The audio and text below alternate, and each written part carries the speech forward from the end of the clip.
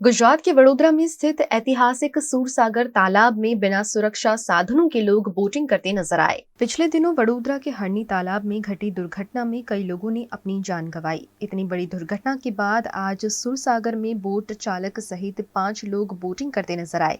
5 लोगों में से मात्र 3 लोगों ने ही लाइफ जैकेट पहना था। पालिका द्वारा लोगों को सूचित किया गया है कि जो तालाब गहरे हैं उसके नजदीक न जाएं।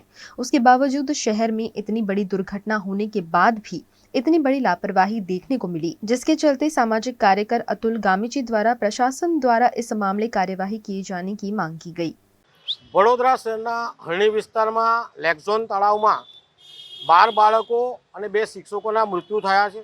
ત્યારબાદ વડોદરા મહાનગરપાલિકા ડાહી ડમરી થઈને હાલમાં તમામ તળાવ પર આ રીતના બોર્ડ લગાવ્યા છે કે તળાવ ઊંડું હોવાથી કોઈએ તળાવ નજીક જવું નહીં। સાથે વડોદરા શહેરના મધ્યમાં આવેલ સુરસાગર તળાવમાં હાલમાં જોવામાં આવ્યું હતું કે એક બોટ ફરી રહી હતી, ઇલેક્ટ્રિક બોટ હતી। એમાં લોકો બેઠેલા હતા, લાઈફ જેકેટ પહેર્યા ન હતા। જ્યારે તેમને પૂછવામાં આવ્યું ત્યારે અલગ પ્રકારની કંઈ દાદાગીરી કરી રહ્યા હતા।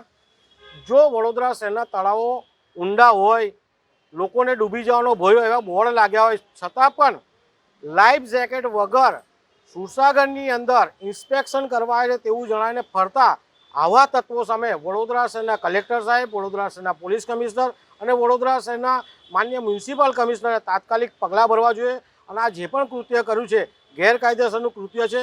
હજુ વડોદરા શહેરમાં 12 બાળકોને 2 શિક્ષકોના વ્યવસ્થિત પ્રાણ પણ હજુ અમને શ્રદ્ધાંજલિ પણ હજુ આપી શક્યા નથી। વડોદરા શહેરની જનતામાં આંખમાં આંસુ છે।